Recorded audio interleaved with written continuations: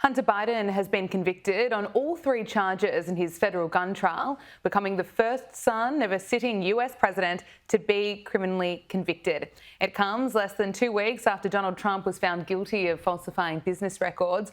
Both are waiting to be sentenced and are facing possible jail time. Let's bring in the Australian's Washington correspondent, Adam Crichton. Adam, thank you for joining us. Let's start with Hunter Biden's conviction. Would you say it was politically motivated?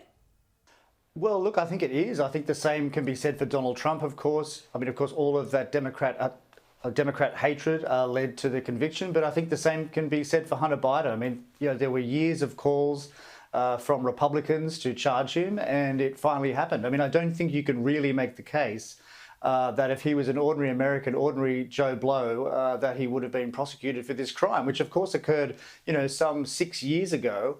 But look, I don't think it's really going to make any difference to the political race.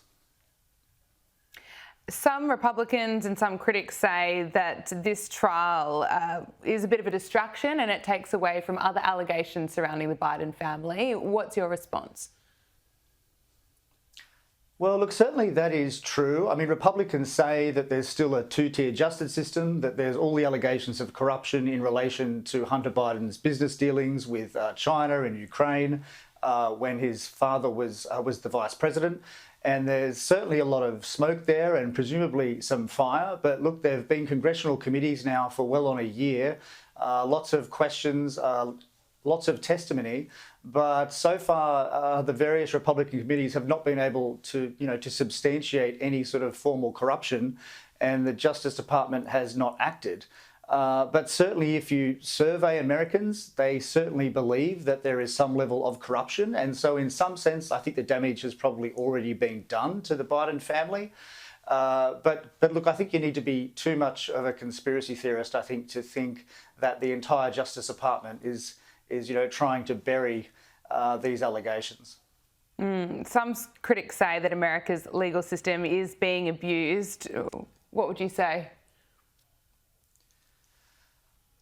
Well, look, I think it is. I mean, the US system is very different from ours. I mean, you have the case where lots of prosecutors are actually voted upon, and in the case of New York with Donald Trump, of course, I mean, these district prosecutors actually campaigned on getting Donald Trump, and they succeeded to some extent. I mean, he's been he's been found guilty in New York in the hush money trial. But, the interesting thing is there that really it's just helped him politically, if anything. I mean, he's raised an extraordinary amount of money off that conviction last week or whenever it was. I mean, I think it's more than $100 million that the campaign raised since the conviction. There was a modest dip in the opinion polls for Trump after that conviction. But if you look at the polls since, I mean, he's basically recovered all of that. So just the same as in the Hunter Biden conviction, I really just think it all washes out in the political race and it's not going to make a huge difference. Let's take a look now at one of the latest polls. We have President Joe Biden and former President Donald Trump basically neck and neck in the race to the White House. According to this new election forecast from 538, it shows that Biden has a slight edge, having a 53% chance of winning the election, and Donald Trump follows closely with a 47% chance. Obviously, a lot can happen between now and November 5. What do you make of the latest poll numbers? Yeah, well, look, it's still 5 months away. And, frankly, you and I are paying lots of attention to the race, but most Americans still probably aren't. So many things can happen, lots of black swans, lots of white swans. But look, I mean, I'd take a different view from that 538 poll. I think Donald Trump is pretty firmly ahead. I mean, what matters in the US system is the marginal states, the 6 or 7 states that really matter for the Electoral College. And most polls say that in those states, Donald Trump is well ahead. He's like 4 or 5 points ahead, which is pretty extraordinary, frankly. So you'd have to say that if things stay as they are, more or less, that Donald Trump will win at this stage. And it's not just the polls, it's also the betting markets. I mean, if you look at the Real Clear average of the major 8 bookies that take bets on the election, Donald Trump's something like 51% chance of winning and Joe Biden something like 40%. So the former president is actually well ahead. And that's pretty extraordinary. I mean, who would have said that 1.5 years ago, right? That's right. It is extraordinary, and obviously a lot can happen between now and then. So I wouldn't be putting my money anywhere just yet. But I suppose if I had to, I would be putting it behind Trump at the moment. Let's talk about his running mate. The New York Post is reporting that South Carolina Senator Tim Scott is unlikely to be chosen as Donald Trump's running mate. Why do you think that is, and who else could it be? Well, look, Donald Trump said a few times that he's going to make the announcement in July, just before the Republican convention, and he'll probably do that. And in fact, he did that in 2020 with Mike Pence. He made the decision pretty close to the nomination then. Look, I mean, he likes keeping everyone guessing. I mean, of course, there's a lot of speculation that it might be a woman. There's Congresswoman Elise Stefanik, who's very popular. There's South Dakota Governor Kristi Noem. But look, I mean, I think no one really knows at the moment who he's going to choose. I mean, I think he wants someone who's going to be very subservient and who's not going to overshadow him. But look, he's really keeping everyone guessing right now. But it is worth pointing out that the selection is extremely important because, I mean, he's turning 78, I think, in the next couple of weeks. And, I mean, he's not going to have a third term. So whoever gets that nomination really has a good chance of running for the presidency on the Republican ticket in 2028. So it's a very important choice.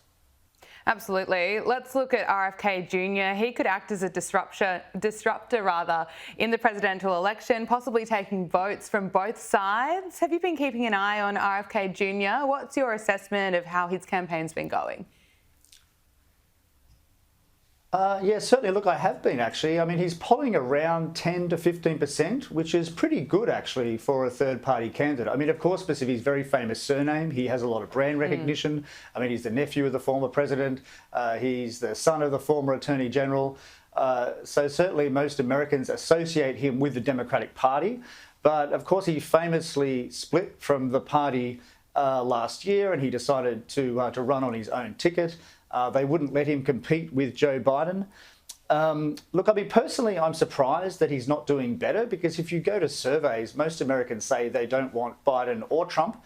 Yeah. But like I said, he's still polling around 10, 15%, which is good. I mean, the highest share that any third-party candidate has ever got is 19%. I think that was in 1992 with Ross Perot.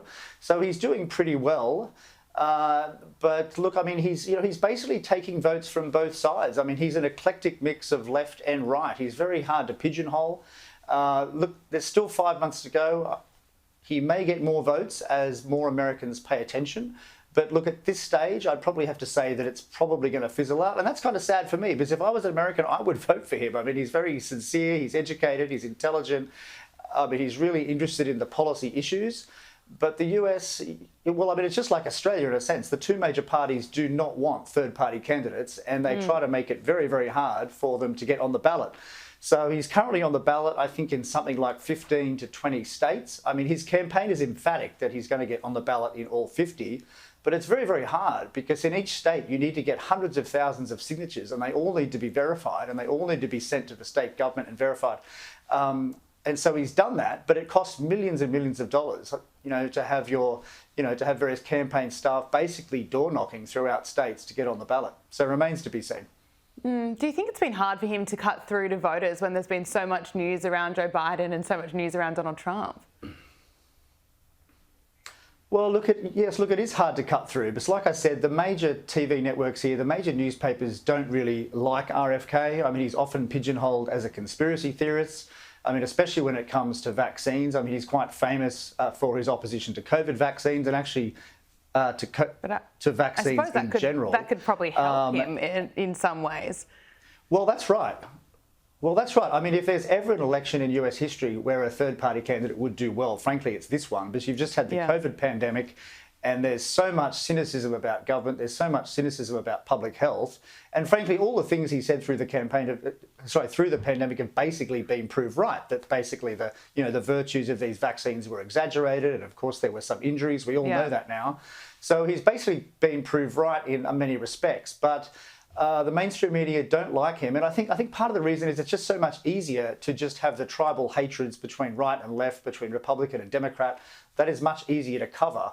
And frankly, as a journalist, it's you know, it's a lot scarier to interview RFK because he's a lot more educated and well read than the other two. So you really have to do your research.